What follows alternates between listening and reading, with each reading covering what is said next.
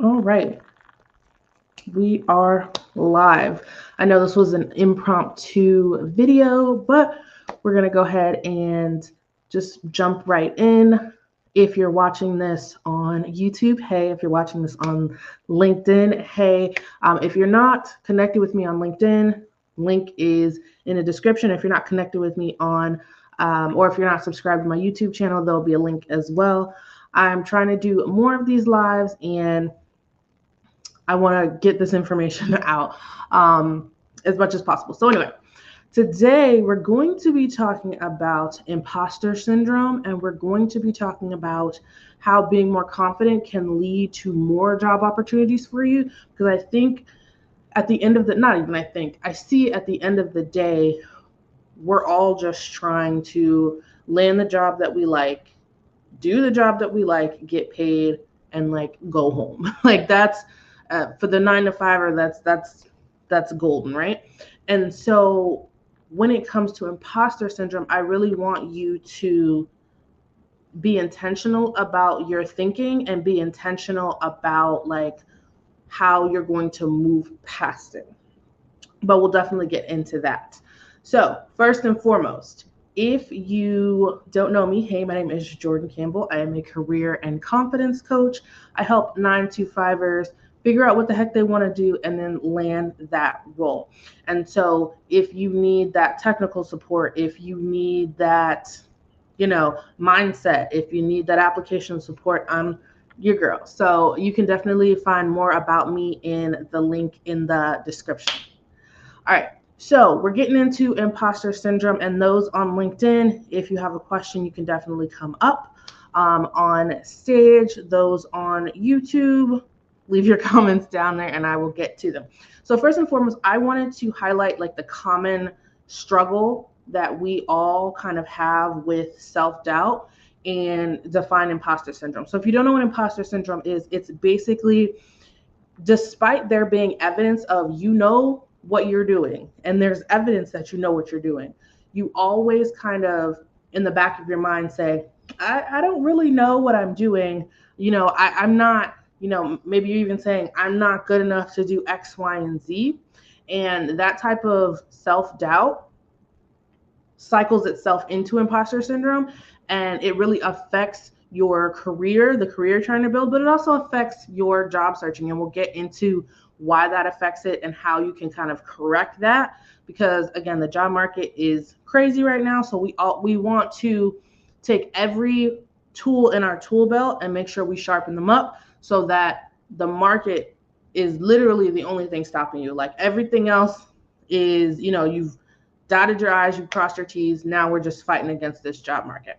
So with that, I really not first, but I want to acknowledge that kind of, if especially if you're in the job market or you're looking and you're still employed, or you're looking and you're unemployed, you might have this kind of fear of, dang, okay, what happens next? What's going to happen 3 months from now, 6 months from now? And sometimes that can create insecurities in us, especially if you've had a lot of rejections and you're like, dang, you know, maybe that's what caused my imposter syndrome. I keep getting rejection after rejection. And I just want you to know that right now, the market is crazy. It's a universal experience, but that doesn't mean that we have to sit and wallow. Like, I love a good complain session, a good vent session. But then at the end of the day, we have to like pick ourselves up and keep moving, because you don't want to get stuck on that negative cycle. You don't want to get stuck on the hamster wheel of negativity, because you're going to sit there and it's not helping you get a job. It's not helping you build a career, get the salary, get the benefits that you want. You're literally just sitting in a bucket of negativity. And so I want to emphasize the importance of gaining more knowledge and experience. When you gain that knowledge, you feel as though, dang, I can't do this. Why am I getting rejected? Because you feel like you don't have enough knowledge or experience.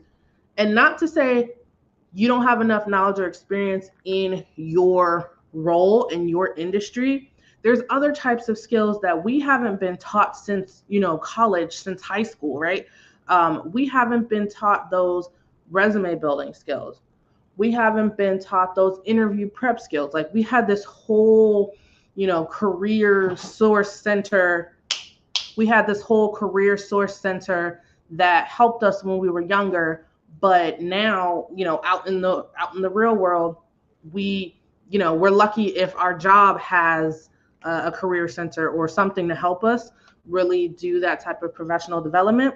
So when it comes to you gaining more knowledge, gaining more experience, you have to go out there and make opportunities for yourself. So I love seeing when people, they go get their certificates and they go work on projects. Especially, this is a pro tip, if you want to especially change careers or pop into a different industry, there's stepping stones that you can actually get to. But you have the easiest way to do that is to talk to someone in your current company that is adjacent to the role you want to get into. So perfect example, if you're more into, like, let's say you're doing some general secretary or clerical work and you're like, I want to get into HR. Easiest way for you to get into HR is not to go spam Indeed, is not to go like cold DM a bunch of people on LinkedIn. It's for you to go to your HR people, you make a friend, get smile, get friendly. Like, you have to use the resources you have, versus, we love a good online job search, but use the in real life people that you have already. So you'd go to your HR people and be like, hey, is there anything I can shadow? Is there a project? Is there a certificate? Will work pay for something for me, some sort of, learning experience that I can do? And if they say yes, perfect. If they say no, then that means, okay, now I need to pivot and go to a different opportunity. And so when it comes to gaining that knowledge, that is how you're going to move forward, gain those experiences, and that's what you write to on your resume. If you're just waiting for your job to always give you the experiences, yes, there's stuff in your job description that you do. Of course, you're going to get those experiences, but especially if you're trying to make a pivot or a change, how are you going to do that without getting some sort of outside of your normal day-to-day daily taskings? How are you going to make that change if you're not proactively going for your opportunities? And so I want to encourage you to challenge any negative thoughts you have and to, like, cultivate positive affirmations. And I'm not talking about like in the mirror, unless that works for you. Unless you want to go in the mirror and say, I'm amazing and fabulous 50 times and it works for you, that's fine. But when I say cultivate positive affirmations, I mean things that you truly think are true about you. So if you think, hey, I know what I'm doing, I just need a little bit more experience, say that to yourself. I know what I'm doing, I just need a little bit more experience to move up. That way you're not forcing yourself to believe something that is just way out left field for you. You're saying to yourself, I know what the heck I'm doing, I just need a little bit more of experience. So that's how you challenge those negative thoughts. That's how you challenge imposter syndrome. Because a lot of times when I'm working with clients, we're talking and I'll ask them where they want to go, what they want to do. And they're telling me, and I'm like, okay, well, how many years of experience do you have? I'll give you an example. How many years of experience do you have? Well, I have about 10 plus years of experience doing XYZ. And, I'm just going for this, managerial role. Well, that's awesome. But, like, why are we not looking for, a higher up role? Especially, we always say, we want more money, we want more of this. Like, if you aren't looking for that role, that one above what you're doing, then how can we say we want more impact? It's not even the money, the is great. Some people impact. Some people want to affect change. I was scrolling through LinkedIn today, kind of answering some DMs and answering some comments. And I see a lot of times on my timeline where people will be like, I hate this about the job search, and I hate this about this company, I hate this and this. And I'm like, yes, again, I'm all for a good vent session, but why do we not get into these positions and make change? If we're going to poop all over recruiters and hiring managers and anyone within that process, why do we not jump in the process ourselves and make the change? And I say that from someone who did jump into the recruiter role and is effectively, making changes. So I'm not just, pulling that out of my butt. But if we hate all of this and we say the job market sucks and the hiring processes suck, why are we not going in there and making the change? Why? And it doesn't even necessarily have to be you going into HR. Why is you going into like a VP, director, C-suite role? Why are we not affecting change, at that level versus just going on LinkedIn and doing our event session? We can do both. I promise we can do both. So I don't want this to be too long, but I want you to surround yourself with positive influences and mentors. That mentor can be someone from work. It could be a friend. It could be someone that a family friend. It could be an uncle, aunt. It doesn't matter. Or it could be a coach. It could be someone that you pay to be a mentor. That's an option for you as well. A lot of times we go to the University of Google and YouTube for a lot of things, and I am all for finding out information, but information, especially in 2024, is not the only thing you need. You need the information. You need to know how to implement and act on that information. And you really need community, right? Well, we get on LinkedIn, we're looking for our next role, we're looking for whatever, but 9 times out of 10, we're also looking for a community. We're looking for people who understand our struggles. We're looking for people who understand our professional lives. And that is why we keep coming back to LinkedIn. LinkedIn is a very helpful tool. It'll help you find jobs. It'll help you reach out to recruiters and hiring managers. But at the end of the day, it's a social media networking site, and we need community and we need to network. And so when you surround yourself with positive influences and mentors, and you can even curate, and I might actually do a video on this about how to curate your LinkedIn timeline so that like things are coming to you versus you always having to go out and do the outreach. So I'm actually do a video on both of those.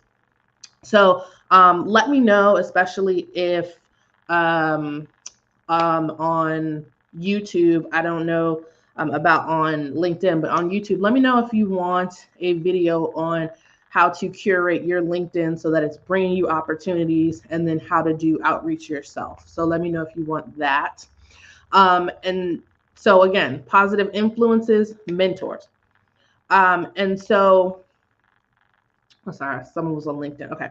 So I want you to move out of your comfort zone, but I want you to do it gradually. I want you to do baby steps, because it's almost like trying to lose weight and you're just going like right out of the gate and you're like, I'm losing 10 pounds. I'm losing 10 pounds in the next, a week. And you're like, wait a minute, hold on. That's we're going a little too fast. Let's slow down. So I want you to slowly creep out of your comfort zone. And you do that by building the muscle of confidence. Confidence is a muscle that we need to practice and build, just like any other muscle in your body. I'll give you an example. Saying no is, for a lot of people, especially my introverted brothers and sisters, is so nerve-wracking for a lot of people that you're just like, whew, right? And so that is a great way to practice and build your confidence muscle. And it could be little things.